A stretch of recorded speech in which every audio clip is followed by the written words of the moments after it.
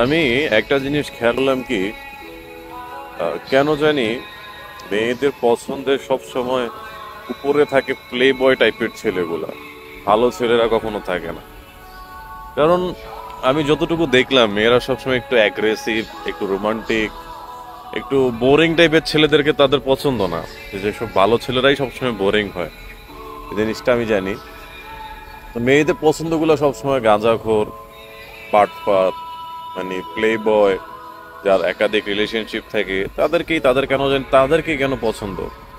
বা তাদেরকে পছন্দ হওয়ার রিজন গুলো থাকে অনেক, যে আসলে প্লে বয় হরে করে কি, তারা অনেক রোমান্টিক কথাবার্তা বলে, একটা মেয়েকে ওই জায়গাটা দিয়ে দেয় যে হ্যাঁ তুমি আমার সবকিছুর উপরে আছো, তুমি আমার লাইফে সবকিছু।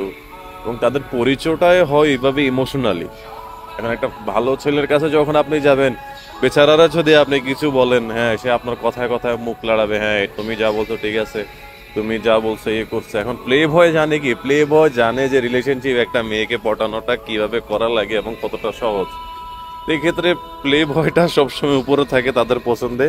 আর ভালো ছেলেগুলা সবসময় ওই যে এমন ছেলে, এমন মেয়েদের কাছে গিয়ে পড়ে, ওই যে কি বলে, এইসব মেয়েদেরকে কি বলে জানি, বারো ভাতারি, হ্যাঁ বারো ভাতারিদের কাছেই গিয়ে পড়ে। তাদের ইমোশন তো থাক দূরের কথা, বেচারা তখন কি একদম কষ্ট পাইতে পাইতে শেষ হয়ে যায়।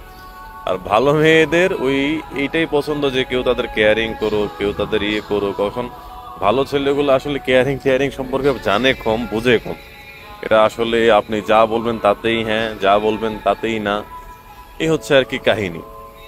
আমি আমার ব্যক্তিগত কথা, এটা ব্যক্তিগত লাইফ থেকে যতটুকু জানি বা যতটুকু বুঝছি, যে প্লে বয়দের সকল মেয়ে পছন্দ করেন। তারা জানে কিভাবে একটা মেয়েকে ইমপ্রেস করতে হয়, তো ভালো ছেলেগুলো এটা জানে না।